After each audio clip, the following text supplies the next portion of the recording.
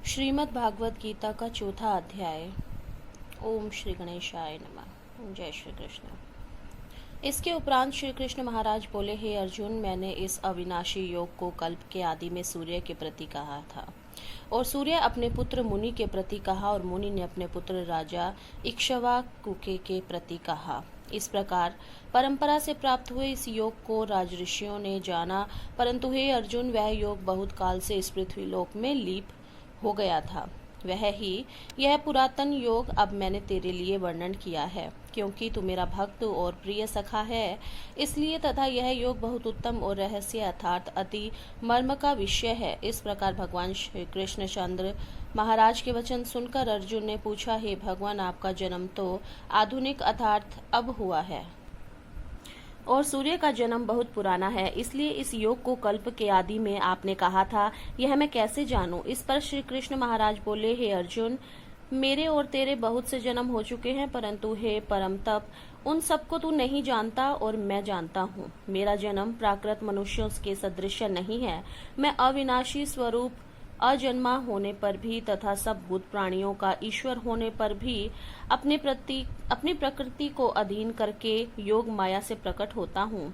हे भारत, जब जब धर्म की हानि और अधर्म की वृद्धि होती है, तब तब मैं ही अपने रूप को रचता हूँ अर्थात प्रकट करता हूँ, क्योंकि साधु पुरुषों का उद्धार करने के लिए और दूषित कर्म करने वालों का नाश करने के लिए तथा धर्म स्थापन करने के लिए युग युग में प्रकट होता हूँ। इसलिए हे अर्जुन, मेरा जन्म और कर्म दिव्य अर्थात अलौकिक है। इस प्रकार जो पुरुष तत्व से जानता है, वह शरीर को त्याग कर फिर जन्म को नहीं प्राप्त होता है, किंतु मुझे ही प्राप्त होता है। हे अर्जुन, पहले भी राग, भय और क्रोध से रहित अनन्य भाव से मेरे में स्थिति वाले मेरे शरण हुए बहुत से पुरुष ज्ञान रूप तप से पवित्र हुए मेरे स्वरूप को प्राप्त हो चुके हैं, क्योंकि हे अर्जुन, जो मेरे को जैसे भजते हैं, मैं भी उनको वैसे ही भजता हूँ। इस रहस्य को जानकर ही बुद्धिमान मनुष्यगण सब प्रकार से मेरे मार्ग के अनुसार वर्तते हैं। जो मेरे को तत्व से नहीं जानते हैं, वे पुरुष इस मनुष्य लोक में कर्मों को फल को चाहते हुए देवताओं को पूजते हैं, और उनके कर्मों से उत्पन्न हुई सिद्धि भी शीघ्र ही होती है, परंतु उनको मेरी प्राप्ति नहीं होती। इसलिए तू मेरे ही सब प्रकार से भज, मेरे को ही सब प्रकार से भज। हे अर्जुन, गुण और कर्मों के विभाग से ब्राह्मण, क्षत्रिय, वैश्य और शूद्र मेरे द्वारा रचे गए हैं। उनके कर्ता को भी मुझे अविनाशी परमेश्वर को तू अकर्ता ही जान, क्योंकि कर्मों के फल में मेरी स्पृहता नहीं है, इसलिए मेरे को कर्म लिपायमान नहीं करते। इस प्रकार जो मेरे को तत्व से नहीं जानता है, मुझे तत्व से जानता है, वह भी कर्मों से नहीं बांधता है, तथा पहले होने वाले मुमुक्षु पुरुषों द्वारा भी इस प्रकार जानकर ही कर्म किए गए हैं। इसलिए तू भी पूर्वजों द्वारा सदा से किए हुए कर्म को ही कर, परंतु कर्म क्या है और अकर्म क्या है, इसी विषय में बुद्धिमान पुरुष भी मोहित हैं। इसलिए मैं वह कर्म अर्थात कर्मों का तत्व तेरे लिए अच्छी प्रकार से कहूंगा, कि जिसको जानकर तू अशुभ अर्थात संसार बंधन से छूट जाएगा। कर्म का स्वरूप भी जानना चाहिए तथा अकर्म का स्वरूप भी जानना चाहिए तथा निषिद्ध कर्म का स्वरूप भी जानना चाहिए, क्योंकि कर्म की गति गहन है। जो पुरुष कर्म में अर्थात अहंकार रहित की हुई संपूर्ण चेष्टाओं में अकर्म अर्थात वास्तव में उनका न हो पाना देखे, और जो पुरुष अकर्म अर्थात अज्ञानी पुरुष द्वारा किए हुए संपूर्ण क्रियाओं के त्याग में भी कर्मों को अर्थात त्याग रूप क्रिया को देखे, वह पुरुष मनुष्य में बुद्धिमान है, और वह योगी संपूर्ण कर्मों का करने वाला है। हे अर्जुन, जिसके संपूर्ण कार्य कामना और संकल्प से रहित हैं, ऐसे उन ज्ञान रूप अग्नि द्वारा भस्म किए हुए कर्मों वाले पुरुष को ज्ञानी जन भी पंडित कहते हैं।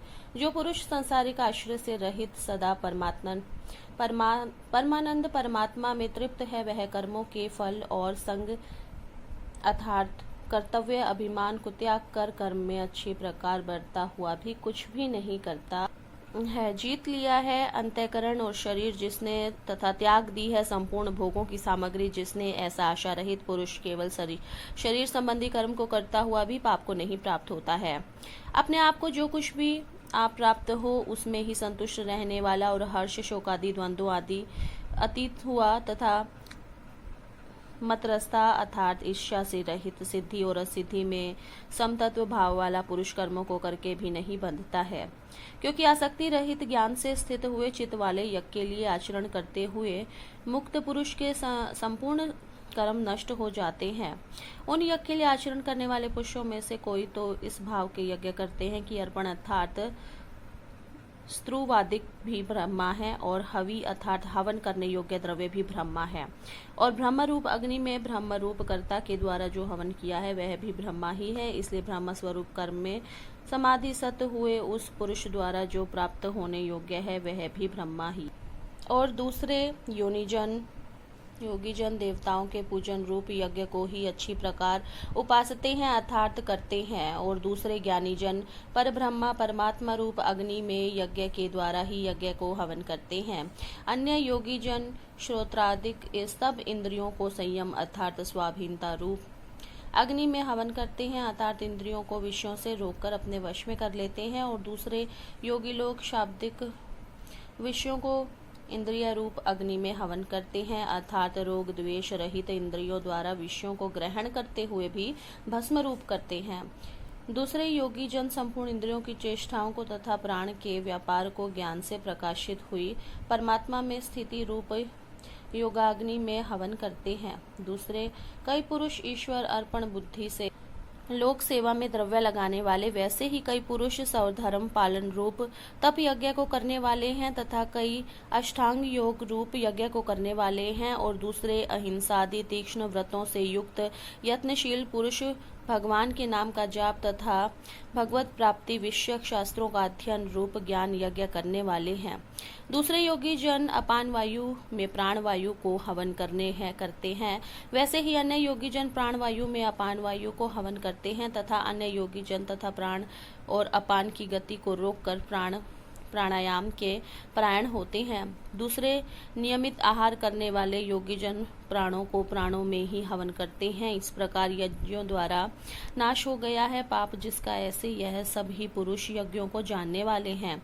हे कुरुक्षेष्ठ अर्जुन, यज्ञों के परिणाम स्वरूप ज्ञानामृत को भोगने वाले योगी जन सनातन परब्रह्म परमात्मा को प्राप्त होते हैं, और यज्ञ रहित पुरुषों को यह मनुष्य लोक भी सुखदायक नहीं है।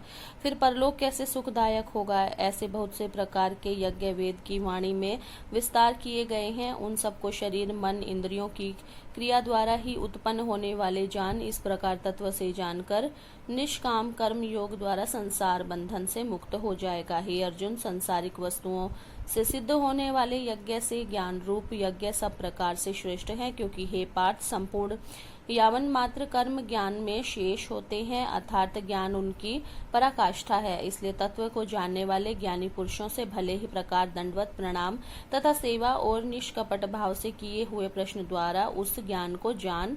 वे मर्म को जानने वाले ज्ञानी जन तुझे उस ज्ञान का उपदेश करेंगे कि जिसको तू जानकर फिर इस प्रकार मोह को प्राप्त नहीं होगा। हे अर्जुन, जिस ज्ञान के द्वारा सर्वव्यापी अनंत चेतन रूप हुआ अपने अंतर्गम समष्टि बुद्धि के आधार संपूर्ण भूतों को देखेगा, और उसके उपरांत मेरे में अर्थात सच्चिदानंद स्वरूप में एक ही भाव हुआ सच्चिदानंद में ही देखेगा।